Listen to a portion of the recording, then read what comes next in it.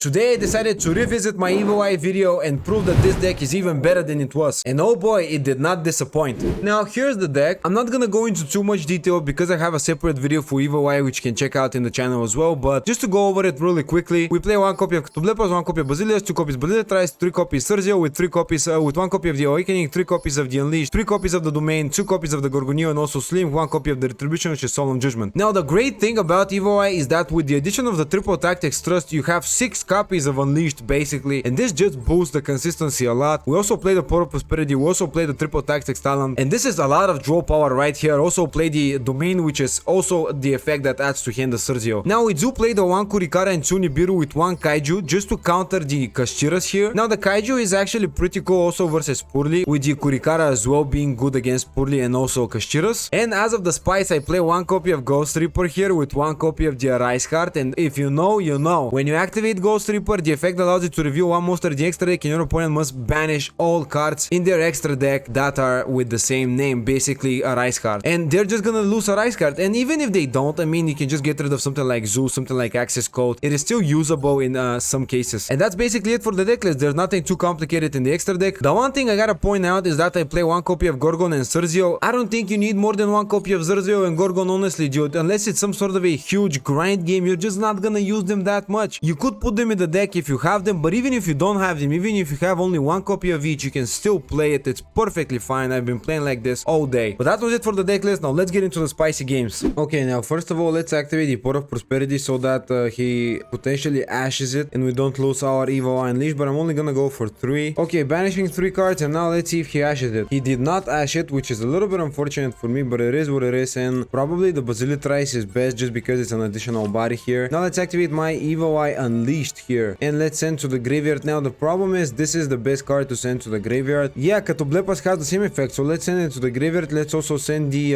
where is it? We're looking for the Celine. Yup, that's right. Boom, sending both to the graveyard.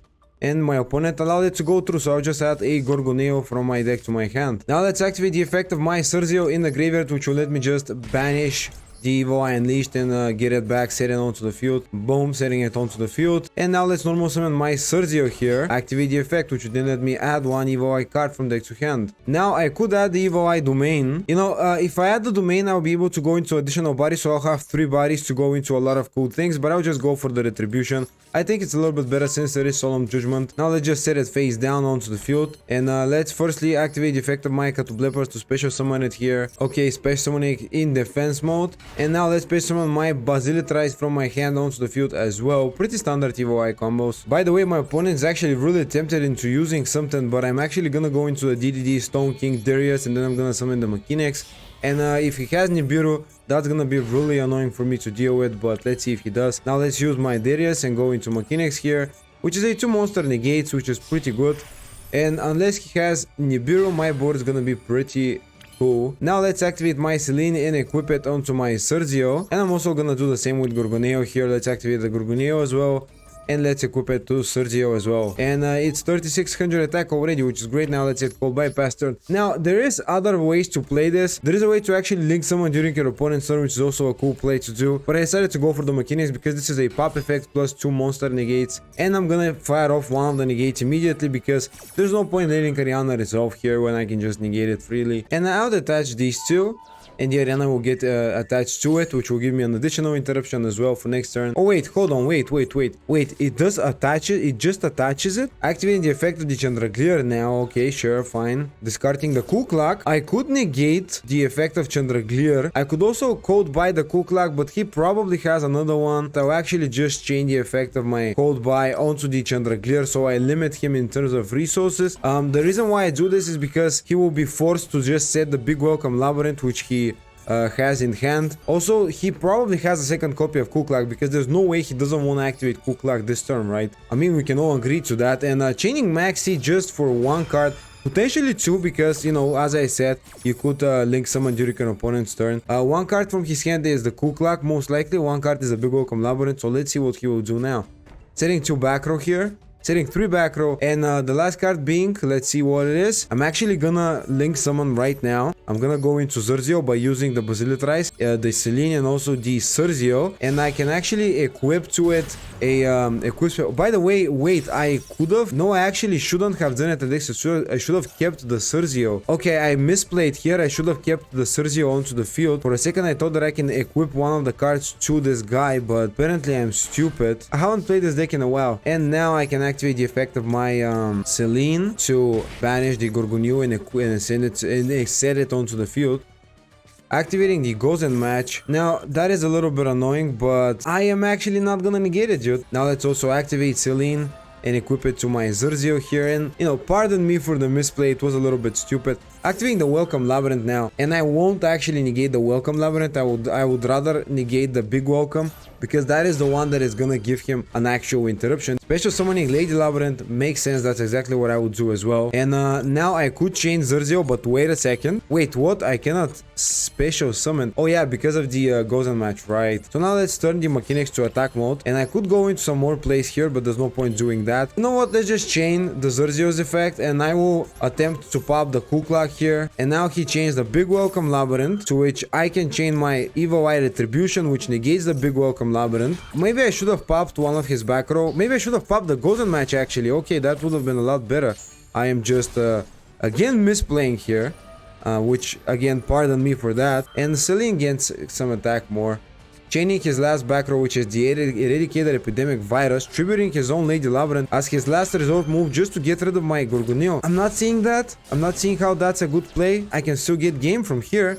And guys, I mean, tier 2 Labrynth, no problem. Evo Eye is better than that. And Evo Eye is actually a pretty great deck. I really like it. And that was game 1, actually, my very first game. And I already showcased how that deck is actually performing pretty well.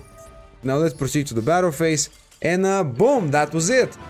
Labrynth is out. Let's go ahead and activate my Evo Eye domain here and see if he has an interruption. No, he does not, so I'll get to add my Cerzio from deck to hand. That is pretty much full combo from here. Let's normal summon my Cerzio, and I'll be able to activate the effect, search out my Evo Eye Unleashed here. That is probably the best play to go for. Is it the best play though? I mean, I do have the Basilitrice in my hand. I can space summon it, but I don't have a second body, so... Yeah, actually, no. It's still the right play. What am I talking about here, dude? Let's activate my Evo Eye Unleashed here. Send to the graveyard my Katublepas, and also send to the graveyard. Actually, I wanna go for Gorgoneo, but I don't have enough cards in hand to discard, so let's just go for Celine. Oh, actually, no, I'm stupid. I could have went Gorgoneo to the grave, Celine to the hand, then discard the Celine, then activate Gorgoneo. Yeah, I misplayed here. By the way, yeah, I just misplayed. So, you know, just discard the Gorgoneo and add the Celine, then activate Gorgoneo's effect. It's still great. And let's special summon my Basilitrice as well to the field. And set the Celine, then I'm gonna activate the Celine, equip it to my Cerzio, and it's still a pretty good board, right? Now let's use 2 of my monsters and go into my DDD Stone King Darius here. This is the standard combo that you can go for with the Evo Eyes. This is the best one and the simplest one. You don't need that many cards. You still have plenty of cards in hand to interrupt your opponent with. Currently I don't have any hand traps, but it is what it is. Let's equip the Gorgoneo as well, and he gains a bunch of attack. Let's set the Cross out and pass turn with a small misplay, but still it is a decent board. Normal summoning the Starlight Cipher, using the Starlight Cipher to link it off into Striker Dragon, and he can activate the effect Striker Dragon at Boot Sector Launch. Do I activate Mechanics right here? You know what, let's just wait a little bit. Adding the Boot Sector Launch, okay, and now he will be able to special summon a bunch of bodies maybe. Activating Quick Launch. Summoning the Rokket Recharger. This is not really that many places, just a link to potentially. Okay, activating the Boot Sector Launch finally. And actually, I am gonna chain Cerzio right now to pop the Rokket Recharger, because if he resolves Boot Sector Launch, then he will be able to activate Rokket Tracer if he has it in hand. He will also be able to resolve the Recharger's effect and pop it as well, which is gonna be a little bit annoying, and I'm just gonna deal with that immediately here. And let's see what he will actually special summon. Now, you know, because I control more monsters, he can special summon monsters from his graveyard as well. Okay, actually that was stupid of me, I shouldn't have done that. He can now special summon it, right? Special summoning the Rokket, yep, I knew that he has it. Now, linking them off without using Tracer's effects, go into Romulus. And he can add 1 Dragonity Spell or Trap. Here's the point where I could just straight up activate Mechanics. And actually, you know what? I'm gonna chain the Mechanics. It's a little early, I understand that, but he has no normal summon. He already special summoned a bunch of bodies. He went through the Boot Sector Launch line of play. I really don't see what more he can actually do that much. He can activate Ravine's effect as well, send a Dragon monster, but that's just it. And dude, Bro, this deck's absolutely sick. I just destroyed two of the best decks in Master Duel, both Labrynth and Rockets. Okay, let's normal summon my Cerzio to begin my plays with and see what he does. I do have both the Code Buy and the Crossout, so I'm pretty much protected from everything, you know. Okay, activating Imperm, but I do have a negate. Yeah, I have the Imperm in deck, okay. I can still use the Crossout to it, and it's still great. Now I can just, you know, continue my plays from here, and I do have actually pretty interesting combos, which you're gonna see in a tiny little itty bitty bit.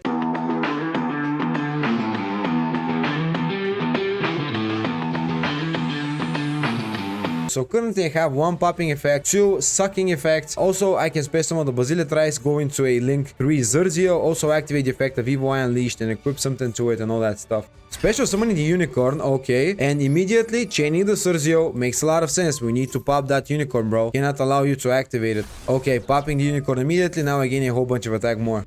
Now, normal summoning the Rice card, and that is fine. I mean, sure, he's gonna activate the effect. Activating Theosis rather, okay. And now he can special summon the Fenrir from his deck. If I had the Ghost Reaper in the hand, I would have been able to banish his Rice card, but unfortunately I don't. Special summoning the Fenrir onto the field, and the moment he activates the effect, I'm just gonna chain the mechanics and just, you know, suck it. Chaining the Rice card effect. Now I will not chain anything to it because he will be able to activate Fenrir and get rid of my mechanics. We don't want that. Banishing the Ogre to gain the level. By the way, he actually misplayed here. He could have just went Fenrir effect first at the Scarecrow Kashtira. But anyways, I'm gonna suck his Fenrir here. And he's gonna be left with only 1 body here. Let's get rid of these 2, detach them, boom. Equipping the, attaching the Fenrir. Now adding the Scarecrow Kashtira. And before he activates anything else, I'm just gonna go activate Basilitrice effect. And I'm gonna space summon it out to the field in defense mode here. I could just... Okay, so he activated the Scarecrow Kashtira, to which I will chain the Basilitrice. Now I could just, you know, go into my Link 2 monster, the Gorgon, rather than going into Zerzio. But just because I wanna see if Unleashed works the way I think it is, it does, I'm actually gonna go into Zerzio and use boom, bam, and also the Basilitrice. Send all 3 to the graveyard. And that will summon my Zerzio. Now, we'll see if the Unleashed will be activated immediately though. Special summoning the Scarecrow Kashtira. Banishing the Theosis. Now he can activate Theosis effect Chain Link 1. And let's see if my Unleashed is activatable Chain Link 2. Is it activatable? Okay, it is. Alright, so Unleashed works the way I thought it does, and this is pretty great. I am actually gonna, immediately after the Unleashed effect resolves, I'm gonna equip the Selene onto my Zerzio here. And I'm gonna use Zerzio's effect as well and just pop the... which one? Well, I'll pop the Scarecrow Kashtira probably. Let's activate the effect and pop the Scarecrow Kashtira. And he has probably nothing. I mean, if he has something else, proceeding to the battle phase immediately. Attacking into my Cerzio. Oh wow, this has an effect. If whenever my monster battles, you can make the battle damage you take from this battle also inflict to your opponent. Okay, sure. That's a cool bonus effect. He loses 1600. Oh, he wants to special summon Ogre. Right. Okay, that's a smart guy. Do I even chain the mechanics? Do I even bother? Maybe he'll have something else in hand. You know what? Still, I'll just chain it. Whatever. It's just a removal. Let's just chain it. Okay, now I'm gonna suck also the Ogre and... Okay, bro.